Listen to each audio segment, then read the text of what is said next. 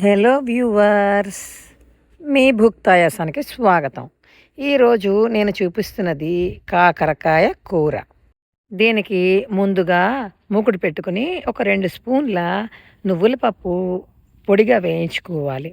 ఇలా వేయించుకున్న నువ్వుల పప్పుని పొడి ఆడి పక్కన పెట్టుకోవాలి. కాకరకాయ ముక్కల్ని రౌండ్గా ఒక్కొక్క అంగుళం ముక్కల్లా కట్ చేసుకుని, లేతవైతే గింజలు తీయక్కర్లేదు, గింజలు ఉన్నా కూడా రుచిగానే ఉంటుంది. ఒక గిన్నెలో ఆ ముక్కలన్నీ వేసుకుని 2 పచ్చిమిరపకాయలు వేసుకుని, పైన పసుపు, ఉప్పు వేసుకుని, చింతపండు మగ్గు తీసి కొంచెం కాకరకాయలు మునిగే వరకు పల్చగా పోసుకోవాలి.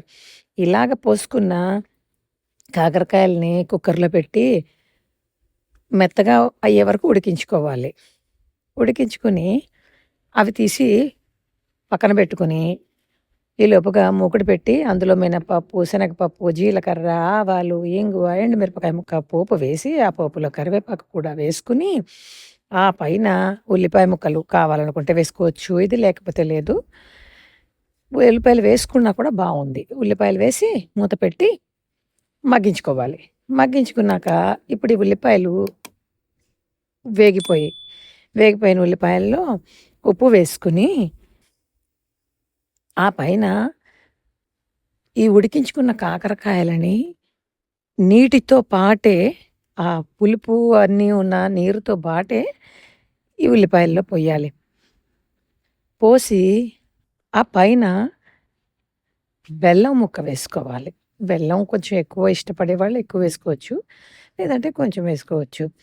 ఈ పులుపు నీళ్ళతో పోయడం వలన, ఈ బెల్లం వేయడం వలన ఇంకొంచెం నీరొచ్చి స్లోగా ఉడకడం వలన పాకం వచ్చి ఈ కాకరకాయ కూర పుల్ల పుల్లగా, తియ్య తియ్యగా, ఉప్పు ఉప్పుగా చాలా చాలా టేస్టీగా ఉంటుందండి. ఇప్పుడు ఇలాగా దగ్గర పడుతోంది కదా! ఇలా దగ్గర పడుతున్నప్పుడు మనము ముందుగా పొడి చేసి పెట్టుకున్న నువ్వుల పొడిని దాని మీదన వేస్తే, ఆ ఉన్న నీటిని కూడా అది పూర్తిగా పీల్చుకుంటుంది. ఇప్పుడు మనకి వేడి వేడి అన్నంలోకి తినడానికి చక్కటి కాకరకాయ కూర మంచిగా రెడీ అయిపోయిందండి. బెల్లం కొంచెం, నూనె తక్కువ, నువ్వుల పప్పు కూడా వేయడం వలన ఇది చాలా ఆరోగ్యకరమైన కూర. Thank you.